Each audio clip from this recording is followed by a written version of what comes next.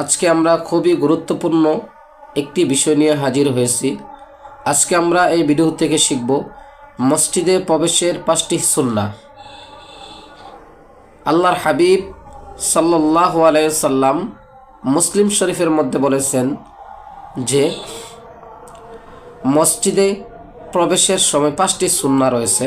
আমরা অনেকেই তা জানি না। আজকে ইনশাআল্লাহ এই ভিডিও থেকে আমরা শিখে নেব।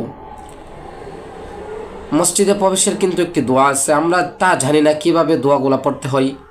মসজিদে প্রবেশের সর্বপ্রথম বিসমিল্লাহ পড়তে হবে। আমরা এই দোয়ার মাধ্যমে 3টি সুন্নাহ জেনে নেব। দোয়াটি হচ্ছে বিসমিল্লাহি ওয়াসসালাতু ওয়াসসালামু আলা রাসূলিল্লাহ আল্লাহুম্মা ইফতাহলি আবওয়াবা রাহমাতিক। আমরা কিন্তু মসজিদে প্রবেশের অনেকেই দোয়া জানি না কীভাবে পড়তে হবে। দেখেন, বিসমিল্লাহ পড়া সুন্নত। তাহলে দ্বিতীয় হচ্ছে ওয়াসসালাতু ওয়াসসালামু আলা রাসূলিল্লাহ, আল্লাহর হাবিব সাল্লাল্লাহু আলাইহি সাল্লামকে সালাম দেওয়া সুন্নত। মসজিদে প্রবেশের সময় আল্লাহর হাবিব সাল্লাল্লাহু আলাইহি সাল্লামকে সালাম দেওয়া সুন্নত।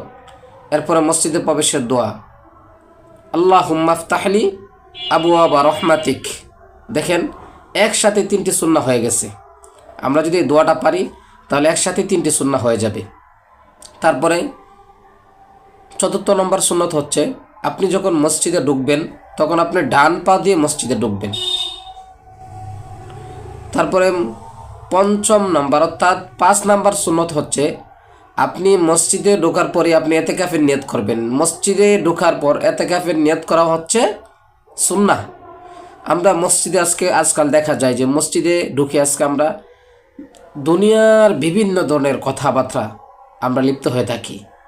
পাশে আমার এক ভাই সুন্নত পড়তেছে, আরেক ভাই নামাজ পড়তেছে, আমরা তার দিকে খেয়াল করি না। বিভিন্ন বিষয় নিয়ে আমরা আলোচনা করি।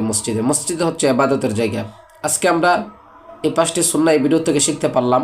তারপর আমরা বলে নেই লাস্টে যে কি কি সুন্নাহ। মসজিদে প্রবেশের সময় সর্বপ্রথম বিসমিল্লাহ পড়তে হবে। দ্বিতীয় হচ্ছে আল্লাহর হাবিব সাল্লাল্লাহু আলাইহি সাল্লামকে সালাতু সালাম দিতে হবে। তৃতীয় হচ্ছে মসজিদে প্রবেশে দোয়া পড়তে হবে। 4র্থ নম্বর হচ্ছে ডান পাও দিয়ে মসজিদও ঢুকতে হবে।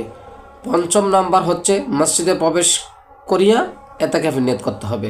আল্লাহ সুবহানাহু ওয়া তাআলা এই ভিডিও থেকে আমরা